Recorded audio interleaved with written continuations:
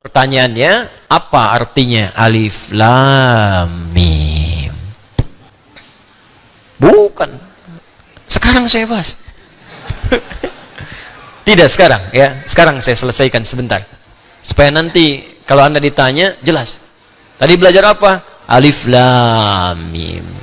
Apa itu makhraj? Enggak tahu arti. Sebentar, paling 5 menit selesai. Ya, tambahannya ya bonus. Huruf itu tidak pernah ditanya artinya. Karena huruf itu baru muncul arti yang sempurna kalau sudah terangkai dengan kalimat yang sempurna. Jelas? Paham? Misal, apa artinya A? Hah? Apa artinya Y? Apa artinya H? Gak ada. Tapi kalau Anda gabungkan A, Y, A, H, ayah. Apa artinya ayah? Bapak. Apa artinya bapak? Ayah. Baru punya makna, gitu kan? Tapi Al-Quran berbeda. Al-Quran itu sempurna. Karena itu ketika Anda bertanya apa artinya alif lam mim, maka pertanyaannya kemudian dirubah dengan bentuk yang sempurna. Apa di antara pertanyaan yang sempurna itu? Kenapa Allah membuka dengan alif lam mim surah Al-Baqarah ini? Sehingga dari situ Anda tahu, oh ini artinya alif lam mim itu. Karena tinggi. Di Quran tuh nggak ada yang nggak jelas. Semua harus punya makna. Kalau tak punya makna berarti cacat mukjizatnya. Karena huruf Al-Quran beda dengan huruf biasa, lain dengan huruf mabna, tapi hurufnya huruf makna, maka setiap hurufnya mesti punya makna. Maka kalau Anda tanyakan apa artinya alif lam mim, maka mesti dimulai dengan kalimat kenapa Allah membuka Al-Baqarah dengan alif lam mim. Baru Anda akan mengerti maknanya. Kalau tidak, jadi tebak-tebakan nanti. Ada yang mengatakan alif lam mim singkatan Allah, A-nya Allah, lamnya Jibril, mimnya malaikat. Di wahyu diturunkan oleh Allah kepada malaikat Jibril, ya, perantaranya disambungkan pada Nabi Muhammad sallallahu alaihi wasallam. Lalu apa artinya Toha? Apa artinya Yasin? Apa artinya alif lam mim sad? Bingung sadnya siapa gitu.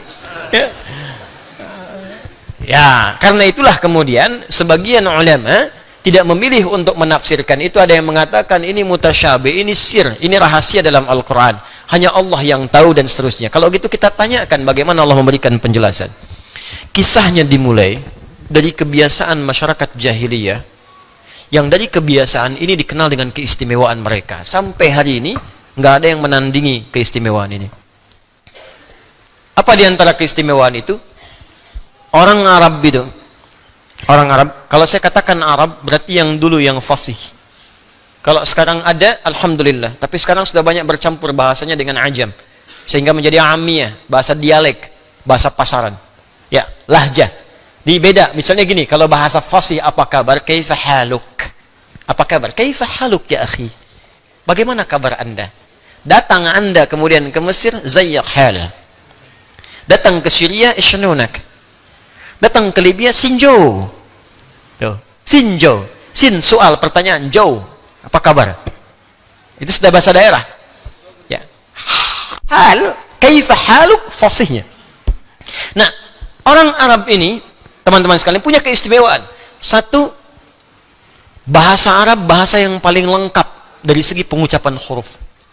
Saya belajar bahasa-bahasa yang lain, dari penyebutan macam-macam. Ya, misalnya yang bahasa Inggris kita tahu bersama lah, alfabetnya, grammarnya, macam-macamnya. Ya, bahasa Jepang juga sama, akasatana, hamaya, rawaen, aiwo, eo, kakiku, keko, aiwo, dan seterusnya. Ya, Mandarin, bahasa Prancis, bahasa macam-macam. Tapi nggak ada yang sempurna selain bahasa Arab dari segi pengucapan dari hurufnya. Dia huruf bahasa Arab itu meliputi semua tempat keluar huruf. Ada satu yang tidak ditemukan di bahasa-bahasa lain, yaitu huruf do. Ya. Mungkin yang lain ada a sama dengan alif kan? A, I, U ada, di Jepang ada, Arab ada, Inggris ada. How are you, man? Yeah. How are you, brother? How are you, sister? Bisa, how are you? Ada. Ya, wow ada, how? Kau, sapi. Ya. Yeah.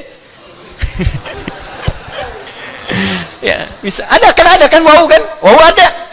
Ya, mim ada. My name is Adi. Ya. Have you been? Ha. Where have you been? Kemana aja kamu? Ha ada. Ba ada. Di kalau Anda mau cari ba ada, ha, tapi bo. Mana tuh? Bo. Bo. Halo, enggak bisa. Jepang ada. Ya, ta ada, ra ada, ba ada, TV bahasa Jepangnya terebi. Ya, watashi wa Indonesia no Adi des. Saya Adi dari Indonesia. Wau ada, ta ada, shin ada, watashi wa. Wau ada, shin besar ada semua. Tapi dha enggak ada. Allah.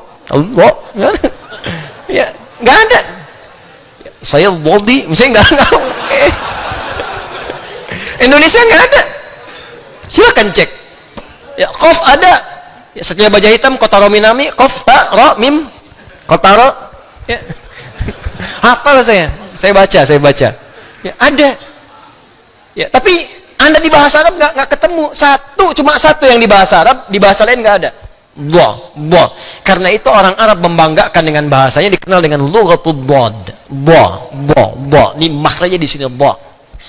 Waladdallin. Dha. Jadi ketika Allah menurunkan Al-Qur'an dengan bahasa Arab, bukan sekedar nabinya orang Arab.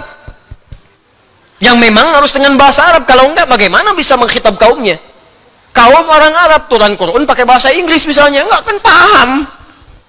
Pasti dengan bahasa Arab, tapi apa hikmah di balik itu? Di Quran surah Yusuf disebutkan la'allakum taqilun, supaya kita berpikir, oh ada yang sempurna di bahasa ini. Satu.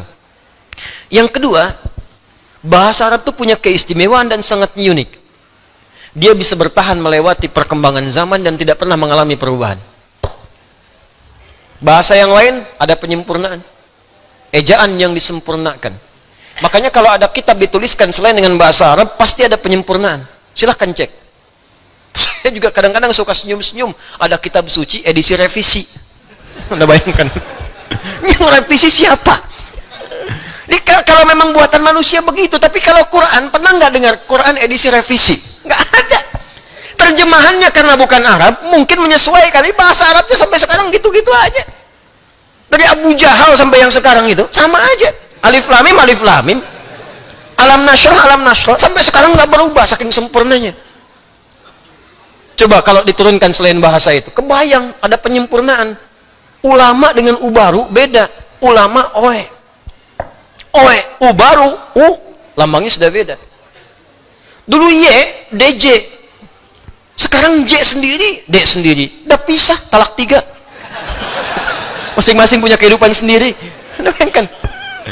Ya, mesti ada penyempurnaan. Tapi karena Quran firman Allah, dipilih oleh Allah mana yang bisa hadir di setiap masa. Mana yang bisa melewati zaman tanpa perubahan. Nggak bisa diamandemen, nggak bisa dirubah. Bahasa Arab. Bahasa Arab. Yang ketiga bahasa Arab itu kayak makna.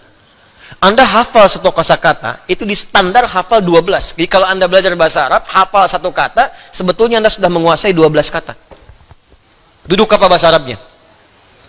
Jalasa, duduk, orang duduk. Jalisun, tempat duduk. Majelis, silahkan duduk. Ijlis.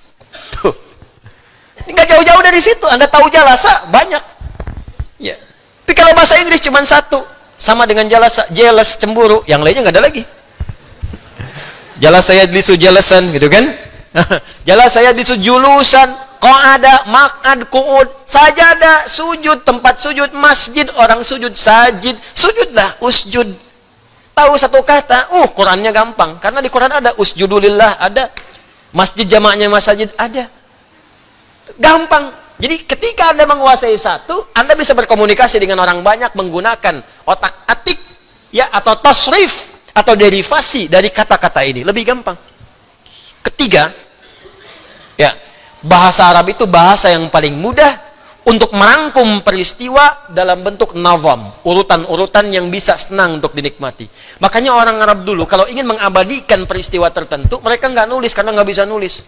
Umumnya mereka membuat syair pakai nazam. Rumusnya ada 16, disebut dengan bahar namanya. Anda kalau pengen tahu di zaman jahiliyah 150 tahun sebelum lahir Nabi terjadi apa, lihat syair orang Arab. Makanya Nabi sering mengatakan, dan Umar yang menangkap kalimat ini, belajar bahasa orang Arab itu supaya engkau tahu kondisi mereka pada masa lalu. Saya itu ngejar bahasa Arab, masuk jurusan spesialis bahasa Arab, saking cintanya Al-Quran, pengen tahu bahasa Quran.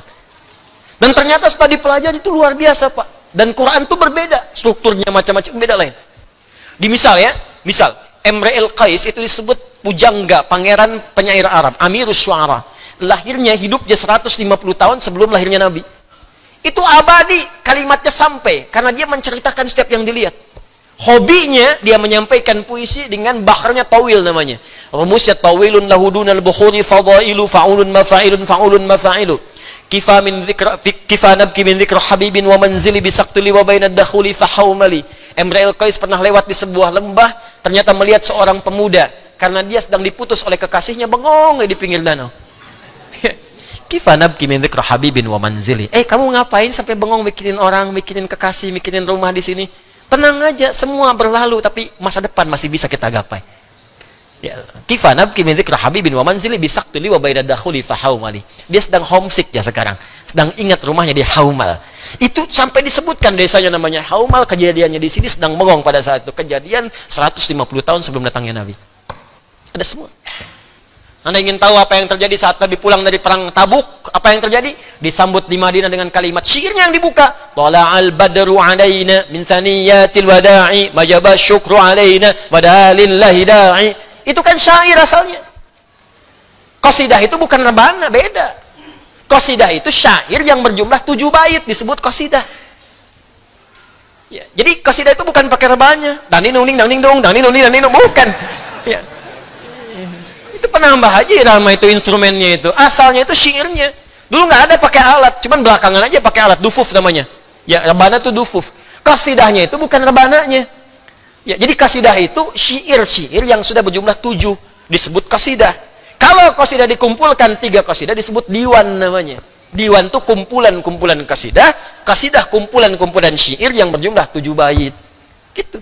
Semua orang yang dilihat bisa bikin puisi seketika. Al-Asma'i itu lihat burung lompat-lompat, burung kecil.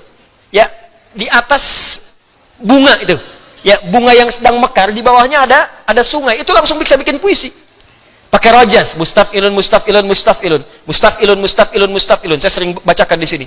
Sautus safiril bulbuli, hayyaja qalbi thamili, al-ma'u wa zahru ma'a zahri lahzul muqali, fa anta yasajjida li wa sayyidi wa maulali, fa kam tayammuni ghazayilun uqayqali, qataftuhu min wajdatin min fi'li hadha ar-rajuli, fa qala la la la faqad ghada muharwili, wa walwalat wali wali ya waylali, fa qultu la tuwalwili, fa bayyinu lu'lu'ali qalat lahu hina kadha in radidul muqali, kahatan kakailali tabtabuli. Wah, coba ulangi. Saya aja setengah hidup mempelajarinya. Kan orang bilang setengah mati kan, setengah mati itu sekarat. Itu luar biasa. Ya, itu nampak itu bukan cerita biasa, bukan kalimat-kalimat yang bisa dibacakan tertawa atau senyum belaka, tidak. Itu kisah kejadian, ada nyata. Nyata itu. Di mereka kehidupannya dahsyat, bisa bikin lihat antum aja jadi syair. Ya. Sautus safiril bulbuli, ya dah. Pakai tawil aja deh. Ya, fa'ilun mafa'ilun fa'ulun mafa'ilun fa'ulun mafa'ilun fa'ulun mafa'ilun. Jalastu fa'ikun kursi fara'aitu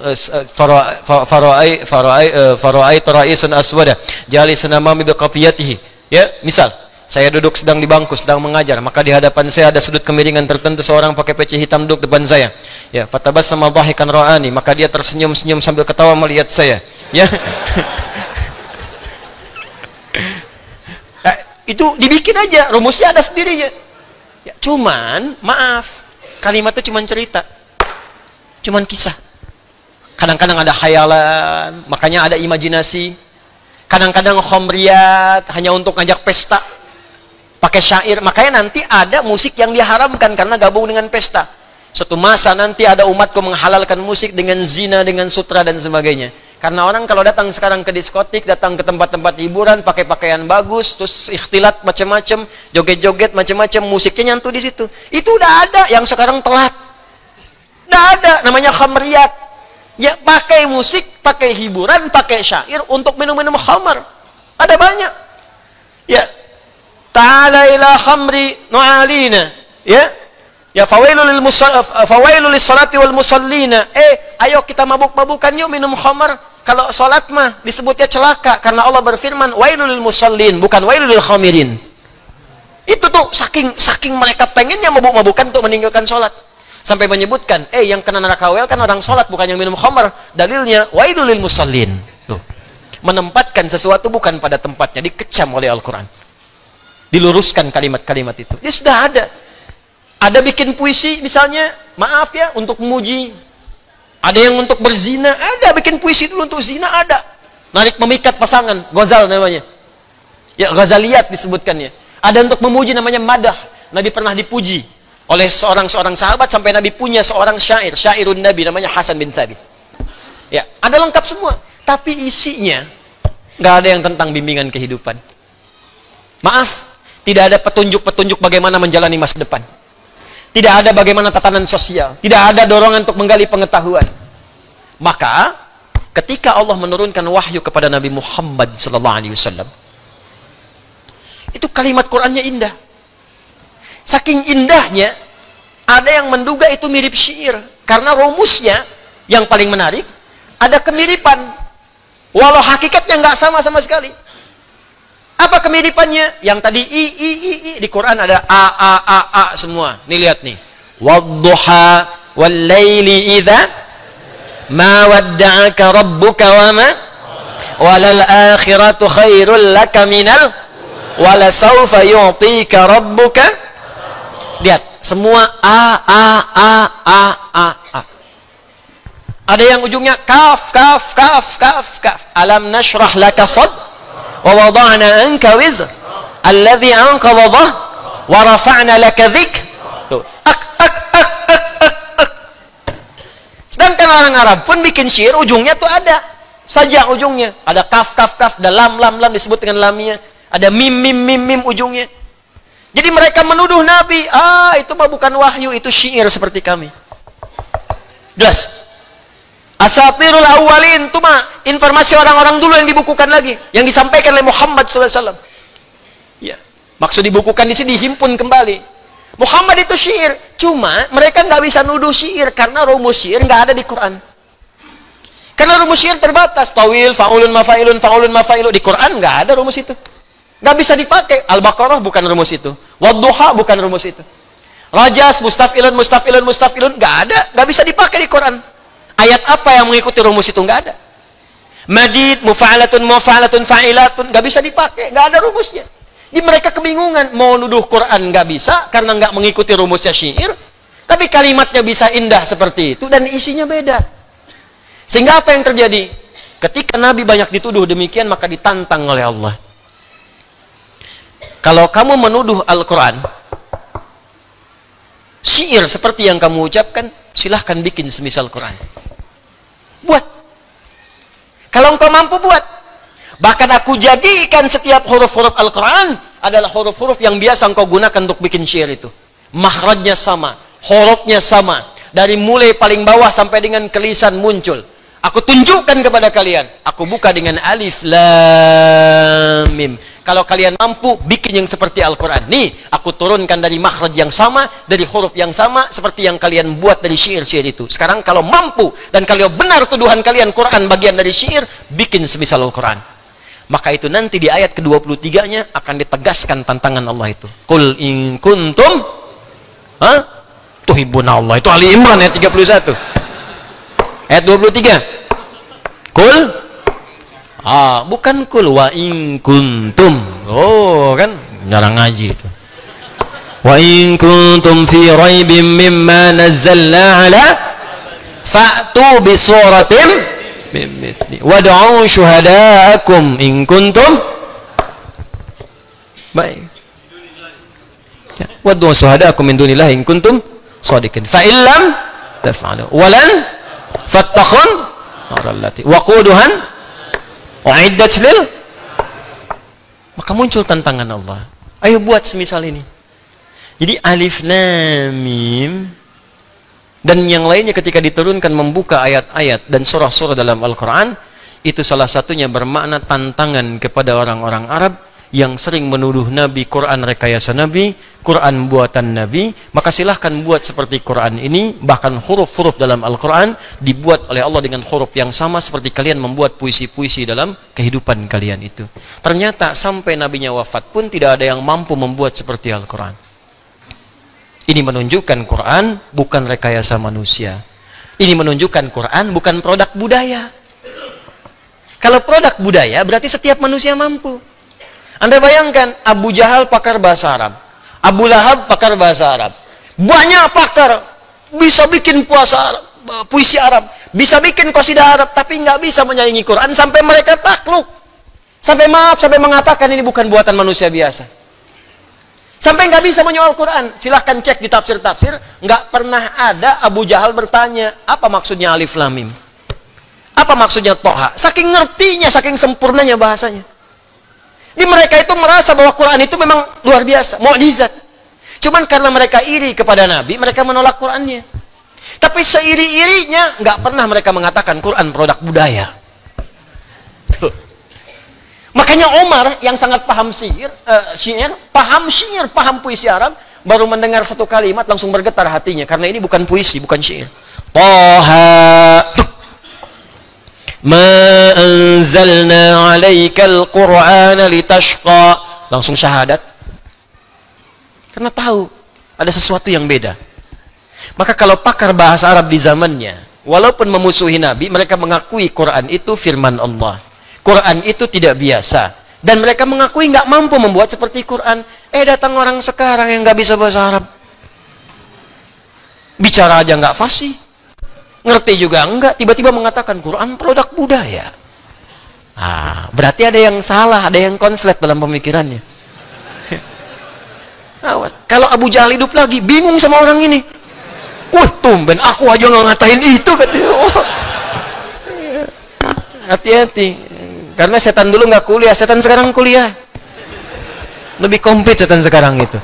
Setan dulu cuman diusir pakai ayat kursi, bacain ayatnya, lari setannya. Setan sekarang mesti dilempar dengan kursinya sekalian.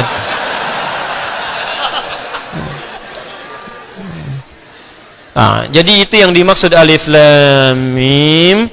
Kenapa Al-Quran surah Al-Baqarah dibuka dengan 3 rangkaian huruf ini? Pertama, menunjukkan mukjizat Al-Quran, bahwa semua huruf Al-Quran itu difirmankan oleh Allah, tidak keluar dari kemampuan kita manusia untuk mengucapkannya. Karena itu seluruh hurufnya itu bersumber dari sifat pembicaraan kita sendiri, dari kemampuan kita untuk bertutur. Karena itu setiap manusia pasti bisa baca Al-Quran. Karena semua huruf Al-Quran keluar dari tempat kita berbicara. Karena itu nggak ada alasan. Mustahil manusia nggak ada yang bisa baca Quran, mustahil. Pasti bisa. Karena Al-Quran firman Allah yang saat difirmankan ada fitrah dalam perangkat tubuh kita untuk bisa mengucapkannya. Karena bersumber dari semua tempat keluar huruf. Paham? Satu. Yang kedua, Allah ingin menegaskan kepada semua makhluk bahwa Al-Quran bukan rekayasa Nabi Muhammad SAW. Bukan produk budaya, bukan makhluk. Ingat, bukan makhluk.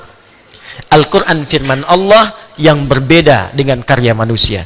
Kalau Anda masih tidak percaya dengan itu, silahkan buat semisal Al-Quran. Kalau orang dulu pun yang pakar di bidang yang nggak sanggup, apalagi Anda yang nggak tahu itu. Itu bahasanya. Kalau Anda tak percaya, silahkan gali dulu. Pahami dulu isinya, belajar dulu. Baru Anda akan temukan bahwa ini bukan karya manusia, tapi kembali kepada Khaliq, kembali kepada Rabbul Alamin. Paham sampai sini?